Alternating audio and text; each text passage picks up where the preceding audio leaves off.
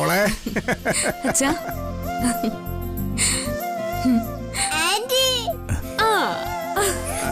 ആ വാമോനെ എല്ലാരും കാത്തിരിക്കാൻ നിങ്ങളെ വാ വാ ഏട്ടാ.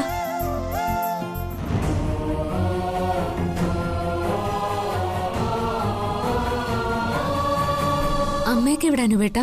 എല്ലാരും അകത്തുണ്ട്. ചേച്ചി സുഖല്ലേ? അമ്മ മോളെ. അച്ചു, കല്യാണം കഴിഞ്ഞ് ആദ്യമായി ഭാര്യ വീട്ടിലേക്ക് വിരുന്നു വരുമ്പോ ഇതെന്താ വെറും കൈയോടെ വന്നേ?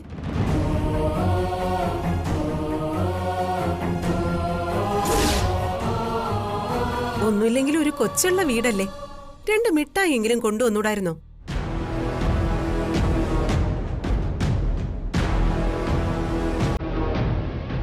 അർച്ചന, ഒന്ന് എൻ്റെ കൂടെ വാ.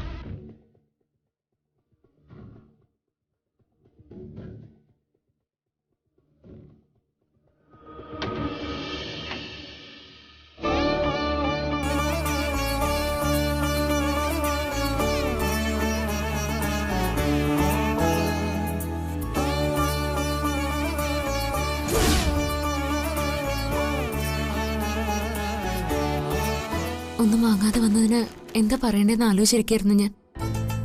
സച്ചിൻ ഇതൊക്കെ എപ്പോ വാങ്ങി?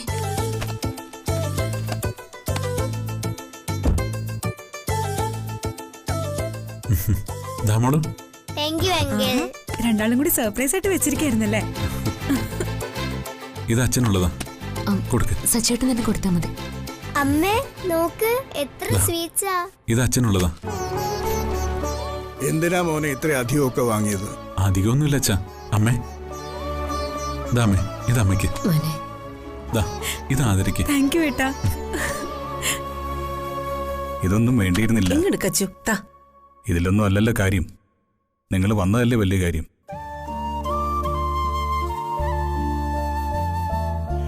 ഒന്ന് മാറി കച്ചമ്മ. ഓടല്ലേ? ഞാനിപ്പോ വരാവേ.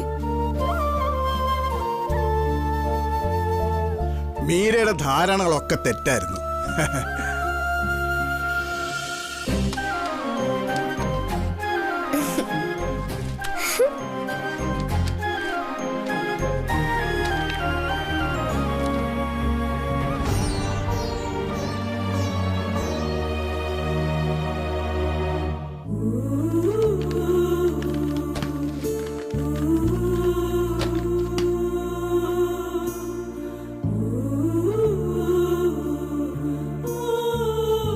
ഇത് എന്റെ ആദ്യയുടെ മുറിയായിരുന്നു. ഞങ്ങൾ ഒന്നിച്ച് കളിച്ചും വഴക്കിട്ടും ഇണങ്ങിയും പിണങ്ങിയൊക്കെ ഒരുപാട് വർഷങ്ങൾ കഴിഞ്ഞ മുറിയാ. ആവണിക്കുട്ടി ഒരു പ്രായമായപ്പോഴേക്കും പിന്നെ അവളായി എൻ്റെ കൂടെ.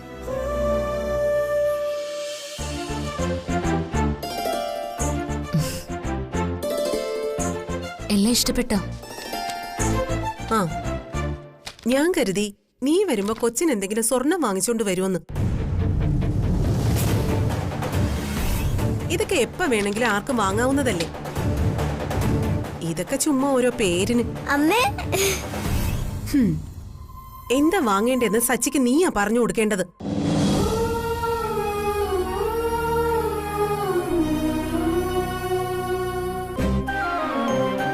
അമ്മേ ഈ ഡ്രസ് കൊള്ളാല്ലേ? എന്തിനു കൊള്ളാം?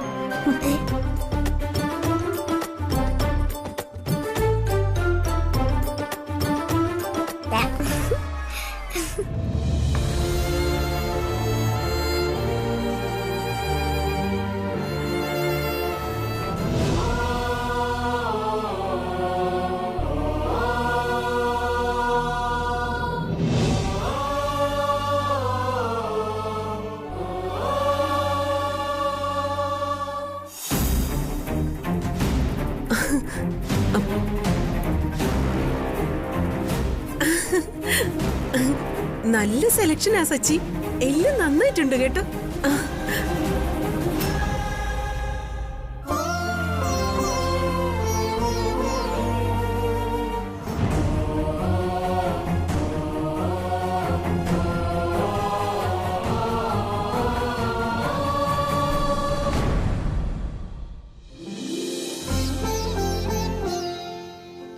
സച്ചേട്ടാ, ഇത് വലിയ സൗകര്യങ്ങളൊന്നും ഉള്ള വീടല്ല. ചിലപ്പോ സച്ചേട്ടന് ഇവിടെ പൊരുത്തപ്പെടാൻ കഴിയില്ലായിരിക്കും.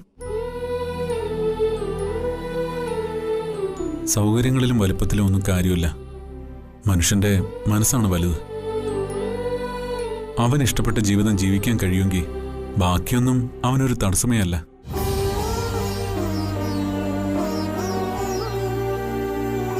ചേച്ചി ദാ ഇത് കുടിക്ക്, ഒന്ന് റിലാക്സ് ആവട്ടെ, അപ്പോഴേക്കും ഊണ് റെഡിയാവും. ദാ ചേച്ചി എടുക്ക്. ഡ്രസ്സൊക്കെ ചേഞ്ച് ചെയ്തിട്ട് വേഗം വാ.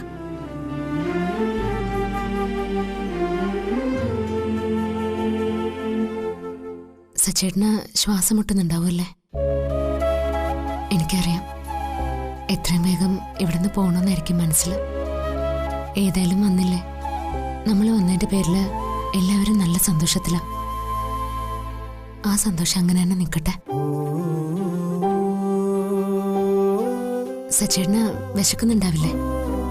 ഡ്രസ്സ് മാറിയിട്ട് വാ, നമുക്ക് ഭക്ഷണം കഴിക്കാം.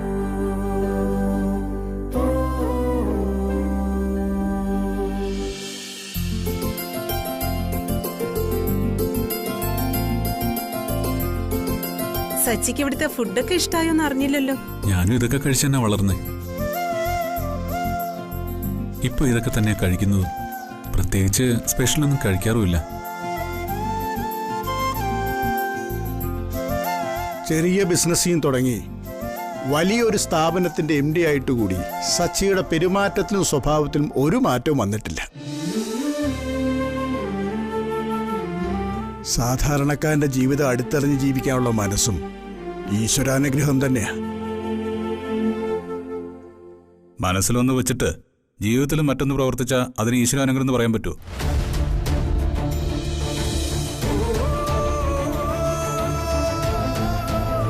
എടാ അനൂപേ, നീ എന്തൊക്കെയാടേ പറയുന്നത്? അങ്കിളെ, നമുക്കിന്ന് വൈകുന്നേരം പാർക്കിലോ ബീച്ചിലോ പോവാ. സച്ചേട്ടൻ വന്നാ കൊണ്ടുപോവാന്നാ അമ്മയും ആന്റിയും പറഞ്ഞേ. ഏതമ്മയാ നിന്നോട് പറഞ്ഞേ? എന്റെ അമ്മ, അച്ഛന്റെ ഭാര്യ.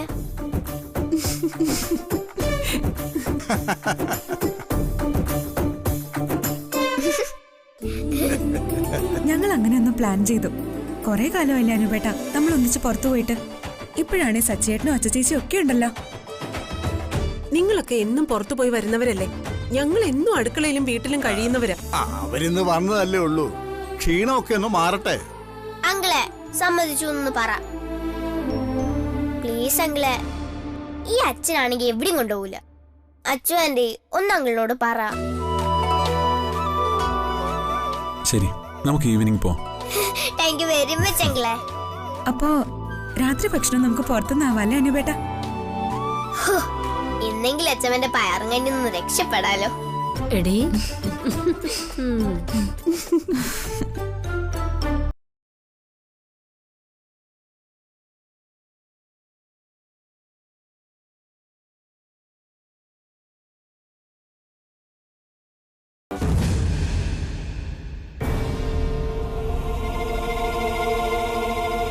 അമ്മേ അമ്മേ അമ്മേ, ഞാൻ ഇപ്പൊ ഇട്ടിരിക്കുന്ന ഉടുപ്പ് എനിക്ക് ഇഷ്ടപ്പെട്ടില്ല.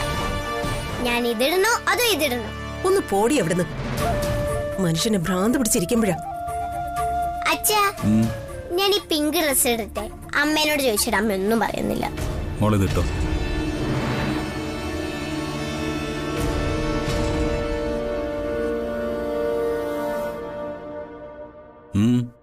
എന്തു പറ്റി നിനക്ക്? ഇതീ കൂടുതൽ എന്ത് പറ്റാനാ? അനുപേട്ടൻ ഒന്ന് നോക്കിക്കേ. ഒന്ന് പുറത്തു പോകുമ്പോ ഇടാൻ മര്യാദയ്ക്കൊരു മാലയോ നെക്ലസോ വളയോ വല്ലതും ഉണ്ടോ എനിക്ക്? ഈ വീട്ടിലേക്ക് കയ്യും വീശിയൊന്നും അല്ലല്ലോ ഞാൻ കയറി വന്നത്. അല്ല, നീ റിസർവ് ബാങ്കിന്റെ താക്കോലും കൊണ്ടാ വന്നത്. എന്താ, താക്കോല് കളഞ്ഞു പോയോ?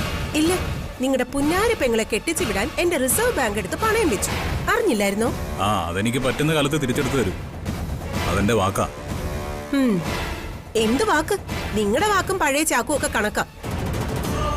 ജപ്തി ചെയ്ത് കൊണ്ടുപോയില്ലെങ്കിൽ കൊള്ളാം.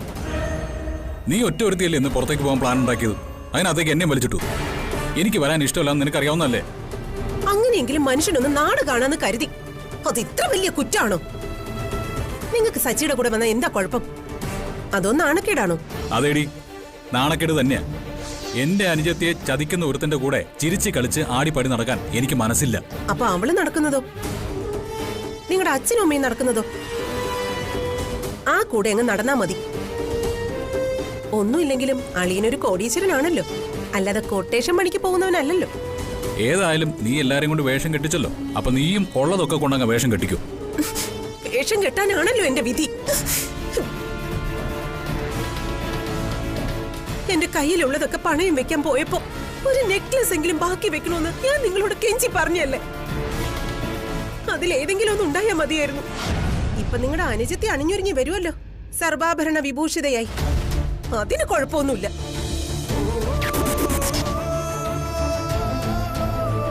അവൾക്ക് ഇതൊക്കെ അറിയാവുന്നല്ലേ. ആർക്കും വേണ്ടാത്ത കുറെ തുണികൾ വാങ്ങിക്കൊണ്ട് വന്നപ്പോ എന്തെങ്കിലും ഒരു സ്വർണ്ണ മാലയോ വളയോ കൊണ്ടുവരാൻ തോന്നിയില്ലല്ലോ.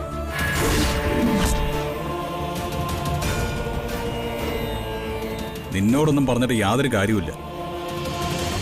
നിന്റെ ആർത്തി അത്യാഗ്രഹവും അതൊരിക്കലും തീരില്ല. ഞാൻ എന്ത് പറഞ്ഞാലും ഇങ്ങനെയാണല്ലോ. ഞാനൊരു പെണ്ണ, എനിക്കും ഉണ്ട് കുറച്ച് ഇഷ്ടങ്ങളോ ആഗ്രഹങ്ങളോ ഒക്കെ. ഇനിയിപ്പോ ഞാൻ ഇങ്ങനെയൊക്കെ തന്നെ വന്നോളാം. എനിക്കൊന്നും വേണ്ടായേ. കോരൻ എന്നും കുമ്പിളി തന്നെയാ കഞ്ഞി.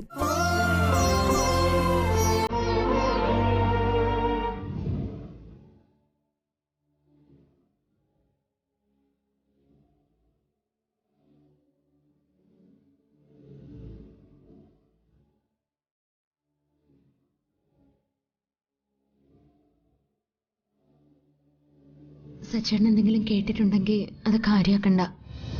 മീരടുത്ത് എങ്ങനെയാ, വെറുതെ എന്തെങ്കിലുമൊക്കെ പറഞ്ഞുകൊണ്ടിരിക്കും. എല്ലാം ഒരു തമാശയാ. സോറി, എന്തെങ്കിലും ജ്വല്ലറി വാങ്ങേണ്ടതായിരുന്നു. എന്തിനാ? വെറുതെയെങ്കിലും.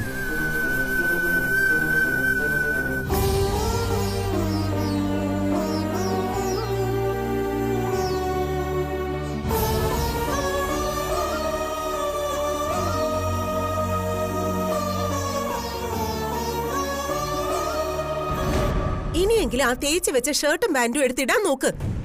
ഇപ്പൊ ഇറങ്ങിയാലും രാത്രിയാവും അവിടെ എത്തുമ്പോ. ഇനി ഞാനായിട്ട് നിങ്ങളുടെ സന്തോഷം എടുത്തേ.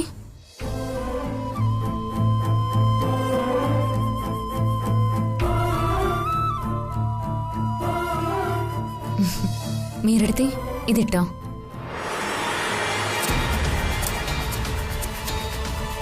എടുത്തേക്കിത് നല്ല ഭംഗിയായിരിക്കും.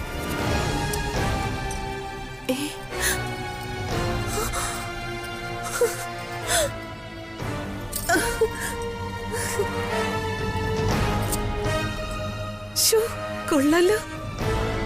മീരേ, ആ ആഭരണങ്ങൾ അവൾക്ക് തിരിച്ചു കൊടുക്ക്.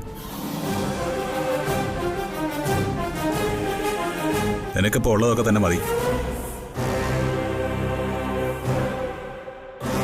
ഇത് ഞാൻ സന്തോഷത്തോടെ കൊടുത്തതാണ് ബേട്ട. ഇതിനെ തിരിച്ചു തന്നെ സങ്കടപ്പെടുത്തരുത്. എടുത്തിതെടുത്തോ.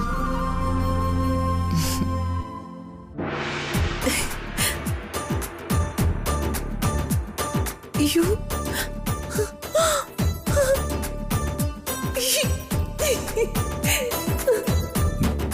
നീ ഇത് വാങ്ങിച്ച് കയ്യിൽ വെക്കുന്നത് ശരിയല്ല. എത്രയും വേഗം അച്ഛന് തിരിച്ചു കൊടുക്കണം.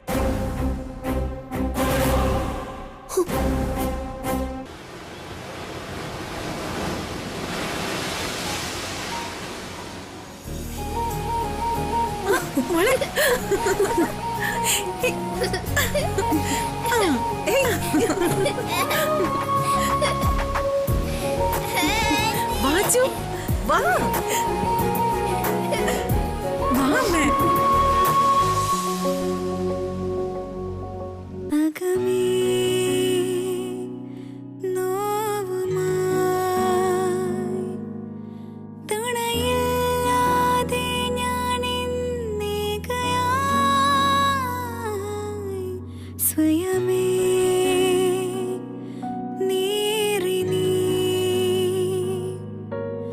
അഴലാഴ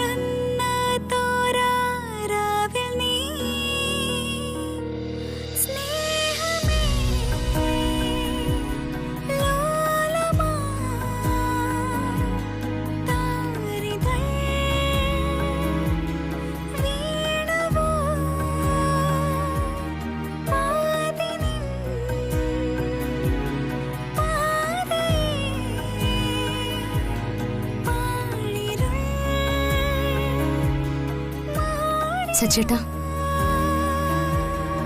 സച്ചേട്ടന് നല്ലപോലെ ബോറടിക്കുന്നുണ്ടല്ലേ? ആൾക്കാർ സാധാരണ ബോറടി മാറ്റാനാ ഇവിടേക്ക് വരാറ്. നമ്മുടെ ഒരു വിധി എങ്ങനെയായി പോയില്ലേ? വിധിയൊക്കെ നമ്മൾ തീരുമാനിക്കുന്നതല്ലേ? ഇപ്പോ നമ്മുടെ കാര്യം പോലും അങ്ങനെയല്ലേ? എന്റെ വിധി ഞാൻ തീരുമാനിച്ചതാ. പക്ഷേ ഞാനല്ല എൻ്റെ വിധി തീരുമാനിച്ചത്, അത് ദൈവം തീരുമാനിച്ചതാ. ആ ദൈവം ഞാനാണോ? ആണെന്ന് തന്നെ പറയാം. ഇപ്പൊ സച്ചേട്ടന് എൻ്റെ ദൈവം, എൻ്റെ മാത്രമല്ല, ദേ അവിടെ നിൽക്കുന്ന പാവം എൻ്റെ അച്ഛനും അമ്മയ്ക്കും എല്ലാവർക്കും. ഈ ദൈവം നാളെ അവരുടെയൊക്കെ മനസ്സിൽ പിശാചാവില്ലേ?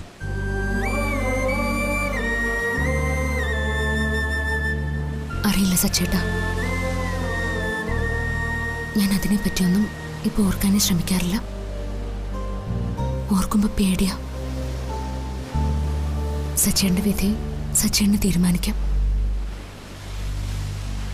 എനിക്കോ?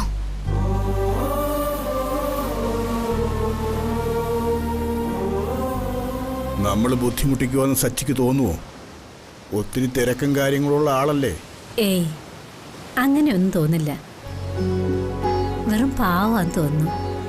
എന്ത് നല്ല പെരുമാറ്റമല്ലേ? ആ, അതൊക്കെ വളരുന്ന സാഹചര്യങ്ങൾ കൊണ്ട് തന്നെ ഉണ്ടാവുന്നതാണ്.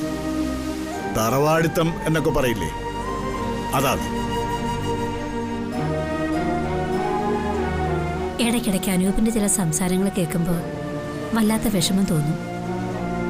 അവനെന്താ ഇങ്ങനെയൊക്കെ പറയുന്നെന്ന് എത്ര ആലോചിച്ചിട്ട് എനിക്ക് ഒരു പിടുത്തവും കിട്ടുന്നില്ല. ഞാനും ആലോചിക്കാതിരുന്നില്ല. പിന്നെ പണ്ടും അവന്റെ സ്വഭാവം ഇങ്ങനെ ആയിരുന്നില്ലേ? വെട്ടൊന്ന് മുറിയുണ്ട്. പക്ഷേ അത് മറ്റുള്ളവരെ എങ്ങനെ ബാധിക്കുന്നുവെന്ന് അവൻ ചിന്തിക്കണ്ടേ? പറയാനും തിരുത്താനും പറ്റുന്ന പ്രായമല്ലല്ലോ അത്. അച്ഛൻ്റെ കല്യാണശേഷം അവൻ ഇങ്ങനായത്. സാമ്പത്തികമായി സെറ്റിലാവാത്തതിന്റെ വിഷമം അവനുണ്ട്. ഇത്രയും പഠിച്ചിട്ട് നല്ലൊരു ജോലി കിട്ടാത്തതിന്റെ വിഷമം അവനുണ്ട്. തുച്ഛമായ ശമ്പളത്തിനല്ലേ അവൻ ജോലി ചെയ്യുന്നത്. അതുകൂടാതെ അച്ചുവിൻ്റെ കാര്യത്തിനായി ഒരുപാട് കടവും വരുത്തി വെച്ചിട്ടുണ്ട്. പിന്നെ വളർന്നു വരുന്നൊരു പെൺകുട്ടി. ശരിയാ, ആലോചിക്കുമ്പോൾ തലയ്ക്ക് ഭ്രാന്ത് പിടിക്കുക. നമുക്ക് സച്ചിയോടൊന്ന് സംസാരിച്ചാലോ? എന്തിന്? അല്ല, കുറെ കമ്പനികളൊക്കെ ഉള്ളതല്ലേ, അതിലെവിടെയെങ്കിലും അനൂപിനെ ഒന്ന്. അത് വേണ്ട, നമ്മളായിട്ട് ചോദിക്കണ്ട. അവരെങ്ങനെ ആളുകളെ എടുക്കുന്നത് നമുക്കറിയില്ലല്ലോ. സച്ചിക്കായിട്ട് തോന്നി പറയുകയാണെങ്കിൽ മതി. ഇനി എങ്ങനെ സച്ചി ചോദിച്ചാലും അനൂപ് പോകുമെന്ന് താൻ കരുതുന്നുണ്ടോ?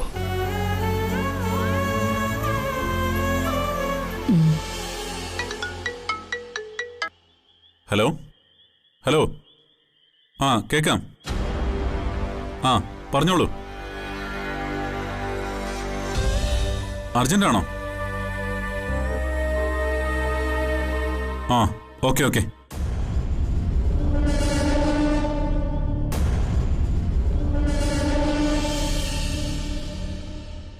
ഇത്ര പെട്ടെന്ന് സച്ചി പോകാൻ തീരുമാനിക്കാൻ നീ എന്തെങ്കിലും പ്രശ്നം ഉണ്ടാക്കിയോ? അത് നിങ്ങളുടെ മരുമോനോട് തന്നെ ചോദിച്ചു നോക്ക്. അതൊന്നും ആയിരിക്കില്ലമ്മേ, വേറെന്തെങ്കിലും അത്യാവശ്യം കാണും. ഷോ, കഷ്ടായിപ്പോയി. അച്ചുവൻ്റെ കണ്ട കൊതി മാറിയില്ലായിരുന്നു.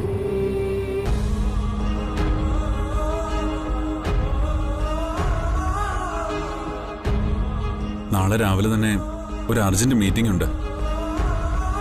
എന്നാലും സച്ചി, ഇത്ര പെട്ടെന്ന്, അതും രാത്രി തന്നെ? പുറത്തൊക്കെ പോയിട്ട് വന്നിട്ട് ഒന്ന് ഇരുന്നത് പോലും ഇല്ലല്ലോ. കമ്പനിയിലെ കാര്യമല്ലേ, മാറ്റിവെക്കാൻ പറ്റാത്താണെങ്കിൽ പിന്നെ പറഞ്ഞിട്ട് കാര്യമില്ലല്ലോ. എന്ത് മീറ്റിംഗ്, എന്ത് ചർച്ച? ആവശ്യമില്ലാതെ ഭാര്യ വീട്ടിൽ പൊറുക്കാൻ സച്ചിയെ വിട്ടാ ചിലപ്പോ അവൻ അവരുടെ താളത്തിനൊപ്പം തുള്ളി തുടങ്ങും. അങ്ങനെ ഇപ്പോ അവനെ അവരുടെ കൈപ്പിടിയിലാക്കണ്ട. അവന്തിക വരയ്ക്കുന്ന വരയിൽ നിന്നാ മതി സച്ചിയും അവന്റെ ഭാര്യയും.